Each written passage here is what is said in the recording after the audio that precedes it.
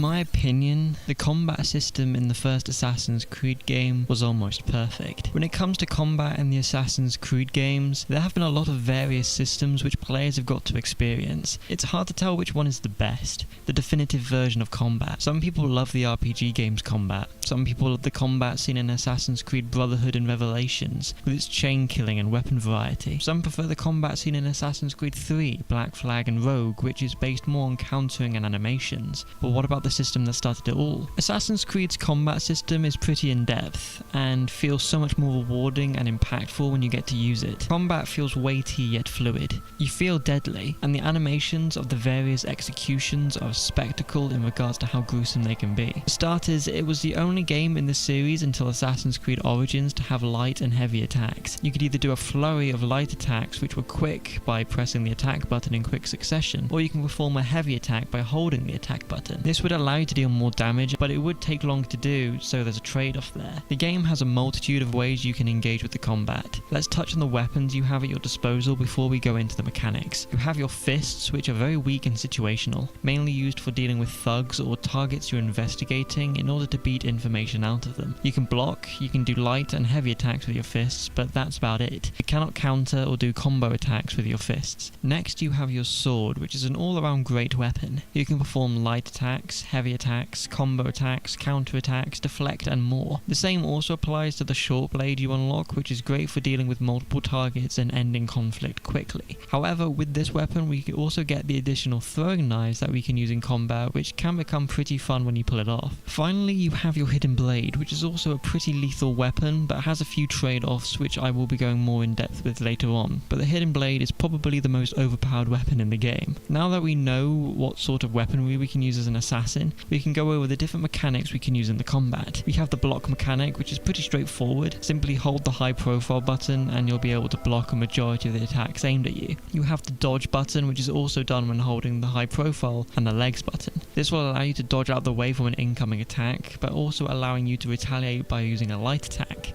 You have the step button, which is done by pressing the legs button when in low profile but in combat. It's pretty much a way to close the gap between you and your targets. You have the grab button, which is done by pressing the unarmed button when in high profile and when locked onto an enemy. This allows you, as you'd expect, to grab an enemy and throw them to where you'd want them to be. This is handy for when you're in a group fight and need to create some breathing room. You can also throw guards into other guards, allowing you to knock a few of them down, or you can throw the guards into structures such as scaffolding and stools, breaking them and killing them easily. You have the counter button, which is done by pressing the armed hand button when in high profile at the right time. Timing is important. Press too quickly or too late and you'll get hit. The best thing to do is pay attention to the animations of the guards and press the counter button just before the target is close to hitting you, or when you hear the sound of metal on metal. Now we have a good idea on what each of the buttons do in regards to the combat. Now we can start having a bit of fun and make the combat system work in our favour and make combat encounters a little more exciting. Firstly, we have the combo kill. To perform a combo kill, use either your sword or your short blade. When in combat, press the armed hand button in quick succession against your opponent to easily and quickly take them out. Next we have the counter kill,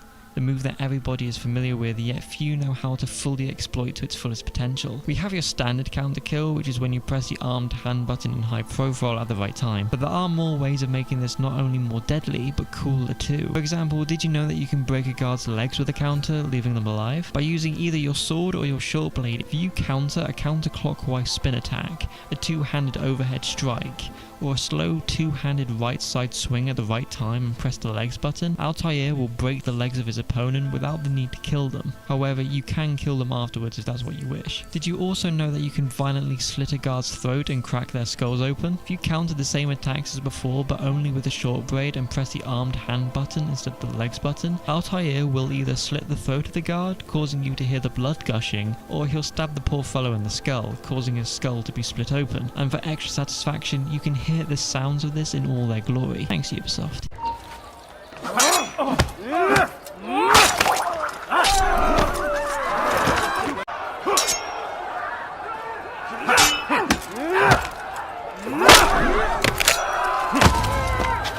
Back to the sword now, did you know that you can violently slice your sword into the shoulders of your enemies and stab them violently too? You counter the same moves as before, but with your sword this time, and be spamming the armed hand button. Altair will either stab a poor guard into the stomach, killing him, or by slicing his sword into the shoulder of an enemy, also killing them. These advanced counters are not explained anywhere in the game at all. Not in the manual, not in the pop-up prompts, and there are no in-game tutorials in the combat training area which goes over these mechanics. It was up to the dedicated fans of Assassin's Creed 1 who have been exploring the game and discovering these mechanics. Going on from a counter kill, we have the guard break. If you perform the step move in low profile, then immediately perform a light attack on a guard, you will perform a guard break move, opening them up for either a combo kill or just a light attack. If you're quick enough, you could manage to switch to your hidden blade and perform an assassination on them. Following on from the guard break, we have the grab break. When an enemy is going to grab you and throw you off somewhere, causing you to lose balance and get attacked, press the unarmed button while you're in the middle of being grabbed to perform a grab break. This will then cause you to grab their wrist, twist it around and kick them out the way, allowing you some breathing room. Going back to mechanics, did you know that you can use throwing knives after you've performed a counter kill and a combo kill? As long as you have throwing knives on your person and there's another guard nearby, once you've performed a counter and a combo kill, you press the armed hand button, Altair will dispatch a target with a throwing knife, which is pretty cool. Now we go on to the game breaking part of the combat, shock and awe. How this mechanic works is unexplained to the player, so I'm going to do my best to explain it for you now. When you kill any target in a group of guards, a random guard in that group will freak out for roughly 2 seconds, leaving him open. With this knowledge in mind, you typically want to focus on that guard and use your sword, short blade, what have you. But if you're quick enough and you use your hidden blade, you can cheese every single combat encounter, bar one, in the entire game. Because while the guard is in shock, you can go over to him quickly either by unlocking and going towards him, or by using the step move we mentioned earlier, and assassinate him for an instant kill. This then causes another guard to go into shock, allowing you to do the same for that guard, and then the next until everybody is dead. This mechanic is much easier to pull off in low profile in regards to the step mechanic. However, in high profile, you get a more cinematic approach to the shock and awe mechanic, so it really depends on if you'd rather be efficient or if you want to look stylish, with one being more favourable to style and the other more favourable to efficiency,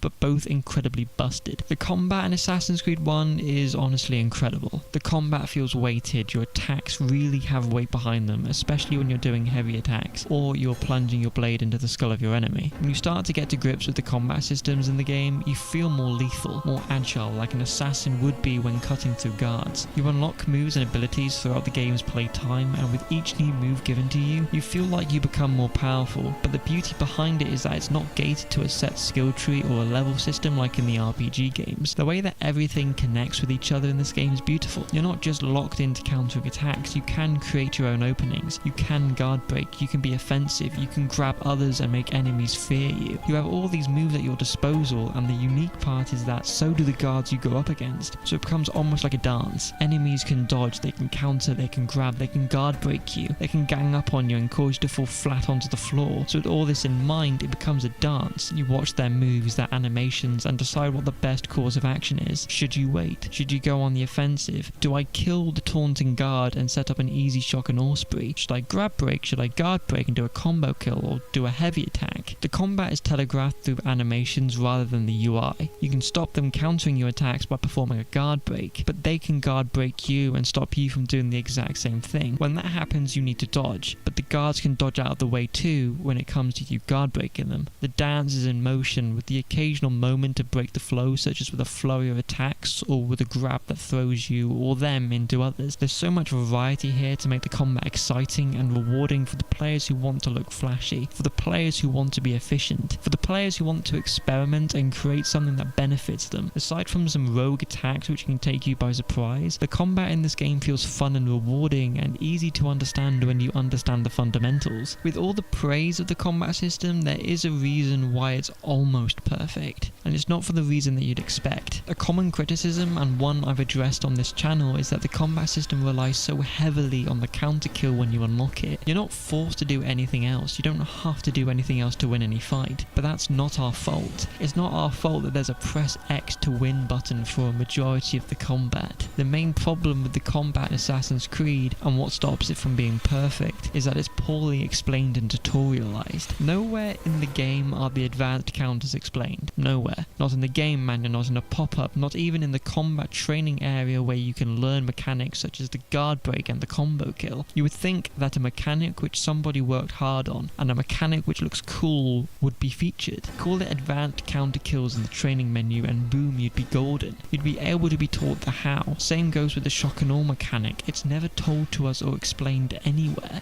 It's a mechanic which the fanbase for the first Assassin's Creed uncovered by themselves, probably by accident too. A huge problem with the combat system in Assassin's Creed 1 is that there's a use for the mechanics, but they're never explained or shown off. So we, as the player, are left to stumble upon them if ever. I've been playing this game since I was 11. I'm 23 and only recently learned how to break legs in this game, and that there's an advanced counter move which allows you to plunge your short blade into the skull of another. And the shock and awe mechanic is new to me too, along with the many ways you can choose the gameplay to become unstoppable. We have all these moves, all these animations, executions and mechanics, yet they're either explained poorly or we're not told at all. I reckon a lot of the complaints about the combat in Assassin's Creed 1 would be softened if more people were aware of such mechanics with the combat, that you don't have to just counter kill all the time. And if you do want to counter kill, there's variations of the counter kill which look satisfying and have utility. So I propose something. If possible, I want you to give Assassin's Creed 1 another chance. Engage with the combat systems, use the step, use the guard breaks, the grab breaks, the dodge, the combo kills, the shock and awe mechanics, the advanced counter kills. Play the game with knowledge of the combat system in mind and watch how much more engaging the combat becomes. Record your clips of Altair breaking legs or something, share it about, and maybe more people will realize that the combat system in this game was truly ahead of its time and not just some boring press count to win. I hope that you learned something in this video and you enjoyed it. I've tried my best to make this the best that it can possibly be. If you'd like to watch more videos on Assassin's Creed, consider checking out my playlist full of videos on AC1. If you have suggestions for videos, please let me know in the comments, along with what you thought about the combat system. With all that being said, thank you so much for watching, and I'll see you all in the next video.